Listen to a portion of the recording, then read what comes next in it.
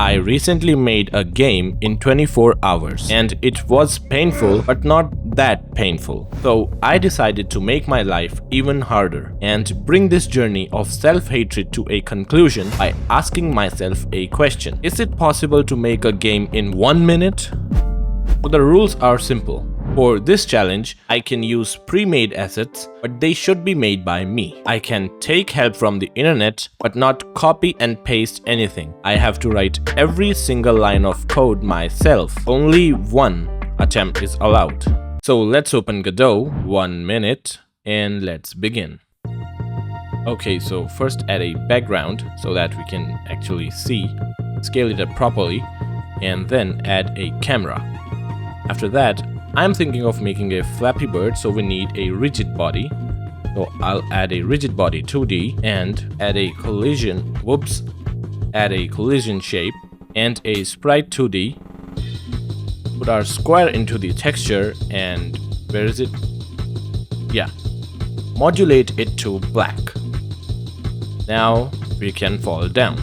Now let's just set the collision shape to rectangle and scale it up. Well, we're kinda out of time now, but actually, okay, add the camera, the background, scale it up. Now let's add the rigid body, the collision shape, and the sprite. Now we set it all up. First add the rectangle, then the sprite, yeah. Alright, modulate it to black. We're 10 seconds faster this time. So this is... Shit, what happened? I'm sure I added it. Now, why is it not... Alright, it's working now because it's falling properly. So we can add a script. And we're again out of time. But actually... Hey, look! Somebody left a background, a camera, and also a rigid body with a script already attached to it. So kind of them. So let's add a collision shape and the sprite. We're making progress this time, and fast progress. Okay, so now I've already set up the input and that is set to jump. So now we need to apply an impulse to the rigid body, our square, and it will be in the up direction. So the -y is actually up direction in Godot, so that's -500. Now we add our actual obstacle, which is an area 2D, and it needs a collision shape. So we add a collision shape, a rectangle, and we're again out of time. And this is hard. Okay, so this is what it looks like so far. You can click the left mouse button and the square will jump up. And that's basically it for now. I started off by doing the exact same thing I have already done 3 times. Then I added these areas of collision which will work as the obstacles for the player. Then I assigned the signals from these areas which are triggered whenever an object collides with them.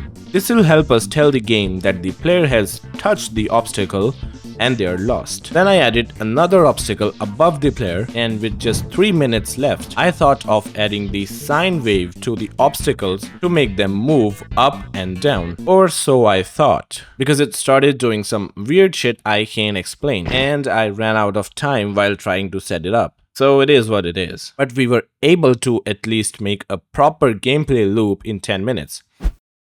For the 1-hour version, I wanted to finish what I started and get that sine wave working. It didn't quite work for the first time, but a few more attempts later, I got these obstacles moving up and down. But I wanted these obstacles to not move together, but randomly, increasing the challenge for the player. But I kinda broke what was already working. So I skipped that for the time being and started working on aesthetics and made this simple particle system. This is what they look like, and they help create the illusion that our square is actually moving forward. And this is when I realized that my timer has actually stopped and reset on its own, and I didn't know how long I'd been working with the timer turned off. So I looked into the recording and the timer had reset at around 25 minutes, and I noticed that after 6 minutes. So that totals up to... wait. 31 minutes. So I still had 29 minutes left, just to make things clear. Then I turned the timer on and made this cool camera shake that happens every time you press the jump key. Now, a core feature our game lacked was a score system. So I created a basic stopwatch which keeps track of how long you've been flying. The longer you fly, the higher you score. With some time left, I added these pillars which move from right to left and spawn at random heights, adding an extra level of challenge for the players. And this is what I could make in 1 hour. Not the best thing in the world, but I'm pretty happy with it. This is the 1 minute version. This is what I made in 10 minutes. And this is the 1 hour version.